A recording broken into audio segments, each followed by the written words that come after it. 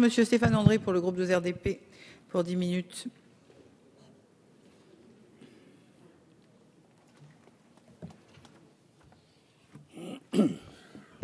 Madame la Présidente, Monsieur le Ministre, Madame la Présidente de la Commission de la Défense, Monsieur le Président de la Commission des Lois, chers collègues, alors que la loi de 2007 créant la délégation parlementaire au renseignement lui fixait comme mission de suivre l'activité et les moyens de service, la loi de programmation militaire de 2013 lui donne pour vocation de contrôler l'activité du gouvernement en matière de renseignement et d'évaluer la politique publique en ce domaine.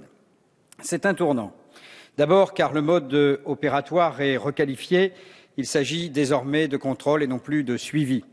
Les champs d'investigation sont déplacés vers le haut, on parle de gouvernement et non plus de service, et le renseignement devient une politique publique.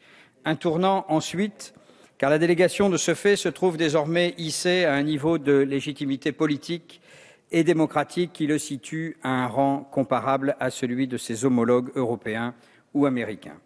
Tournant justifié car les services de renseignement sont un grand service public. Les événements tragiques que nous avons connus récemment nous ont rappelé combien ils sont indispensables à notre sécurité face à la multiplicité des menaces dont la France et les Français sont la cible.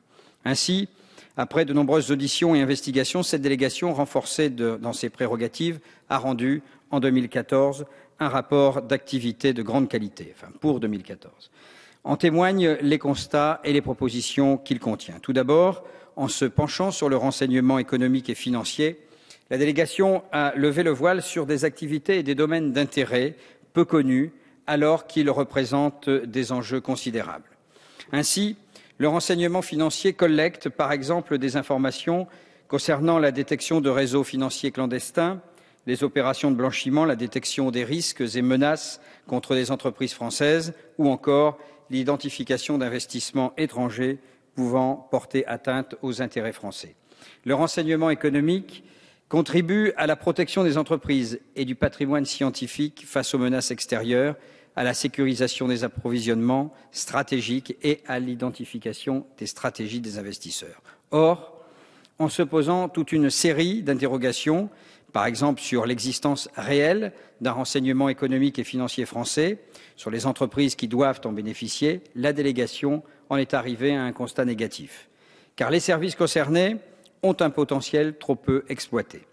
Aussi, comme le recommande le rapport, faudrait-il dans un premier temps consolider l'existant en renforçant les moyens et les compétences de Tracfin et de la Direction nationale du renseignement et des enquêtes douanières, de mieux écouter certains services comme la DGSI, la DPSD, la DGSE, dont les travaux restent souvent sans écho, et surtout de réorganiser le ministère de l'économie et des finances dans cette perspective, tant le peu d'intérêt qu'il porte pour les questions de renseignement, et ce rapport le met bien en évidence, est criant. Cette contribution a donc le mérite d'inciter à faire du renseignement économique et financier un outil à part entière de définition et de mise en œuvre de la politique économique et de l'intégrer au sein de la communauté du renseignement. Communauté du renseignement qui, selon la délégation, passe aussi par une amélioration du dispositif juridique d'encadrement et de contrôle des services. La France, en effet, ne peut plus demeurer la seule démocratie occidentale à ne pas bénéficier d'un cadre juridique. Le mettre en place présenterait plusieurs avantages majeurs. En premier lieu, de mieux protéger les libertés individuelles en précisant sous quelles conditions les services pourraient mettre en œuvre des techniques spéciales de collecte du renseignement. Car si l'État doit disposer du monopole légitime du renseignement, ce privilège ne doit pas pour autant conduire à un espionnage massif des citoyens. Il en va de leur confiance dans l'action des services de renseignement, il en va de la démocratie. Un cadre juridique rénové permettrait de ce fait de reconnaître la contribution décisive des services de renseignement à la défense des intérêts fondamentaux de la nation, souvent trop peu connus et connotés péjorativement. Enfin, de protéger les agents de ces administrations qui se trouvent dans une insécurité juridique. À ce titre, il est indispensable de renforcer la protection de leur anonymat, souvent malmené, et aussi de transposer aux services de renseignement les privilèges octroyés par la loi à la police administrative. La sonorisation des locaux, l'infiltration, l'irresponsabilité pénale pour certaines infractions commises dans le cadre d'une opération, l'identité d'emprunt. Renforcer la communauté du renseignement passe également par l'instauration de ressources humaines fiables. Depuis que le livre blanc sur la défense et la sécurité nationale de 2013 en a fait la première des priorités, elle reste un sujet préoccupant, récurrent, que la délégation a repris à juste titre. En effet, la communauté du renseignement est d'abord une communauté de femmes et d'hommes qui partagent une culture professionnelle avec pour ligne de mire la préservation des intérêts vitaux de la nation.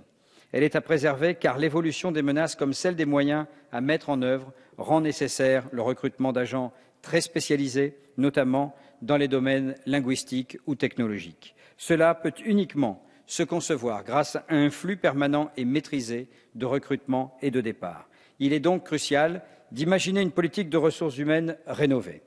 Car si de réels progrès ont bien été enregistrés, comme la création de l'Académie du renseignement, pour ce qu'il s'agit des mutations interservices de personnel, la délégation a observé que le substrat juridique est trop faible pour inscrire les échanges dans la durée.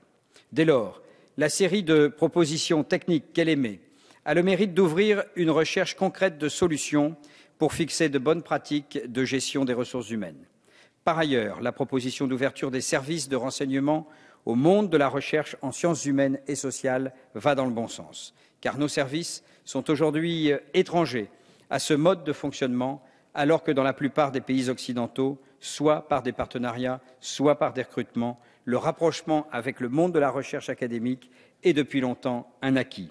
Ainsi, la suggestion de thèses, de financement de thèses, de commandes d'expertise, de signature de partenariats d'écoles doctorales avec l'Académie du renseignement est tout à fait à propos. Renforcer la communauté du renseignement passe enfin par une vigilance de la délégation sur l'articulation entre les missions et les moyens du renseignement intérieur récemment réformé.